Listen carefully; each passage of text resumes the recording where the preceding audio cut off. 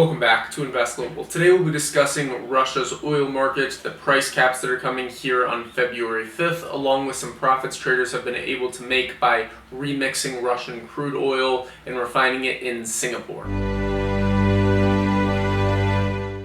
On February 5th, the EU is going to come out with this price cap at $100 for Russian oil. Now, it's very important that you understand the difference between crude oil and refined oil. Basically, crude is oil directly from the ground, and the refinement process is what makes it actually applicable in modern day use cases. So typically what we see is countries that have a lot of oil, they'll ship a lot of crude oil out and then send it to places where it can actually be refined. This was going on a lot in Singapore, and people were basically mixing this, so other countries that were importing this oil did not know it was coming directly from Russia.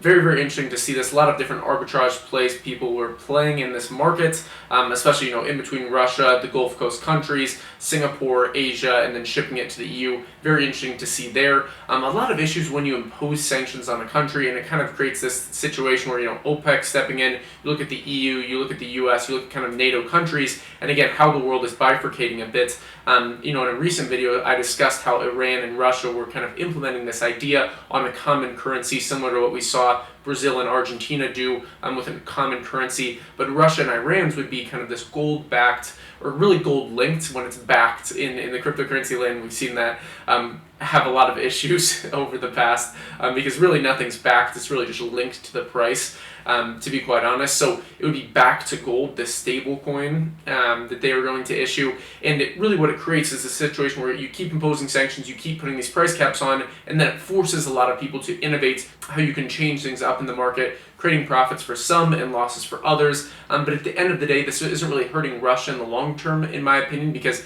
they are very, very vital in the global supply chain when it comes to oil, especially with their ties with Iran, with a lot of these oil exporting countries. And then when you look at NATO-based countries, there are a lot of oil importers, right? A lot of oil importing countries. I made a video on this at the beginning of 2022, at the beginning of last year when Kazakhstan was in crisis. I discussed and kind of broke down the entire supply chain of the oil flows, the natural gas flows from Russia into the EU, and explained that Russia really is in a good position. I'm looking at this objectively. I'm not looking at this from a biased standpoint, but Russia is kind of in a powerful position because they control the supply, whereas all these other countries, basically what they can do is, okay, we can kind of financially engineer this very tough situation for Russia in the case of sanctions, price caps, these different things. And again, when you do this, it really doesn't hurt Russia. Maybe in the short term it does, but at the end of the day, it pushes them to find another solution. So maybe moving away from the US dollar, going into things like common currencies. If you're doing bilateral or trilateral trade, we saw a lot of that at the SCO meeting, the Shanghai Cooperation Organization, where Mongolia, China, Russia,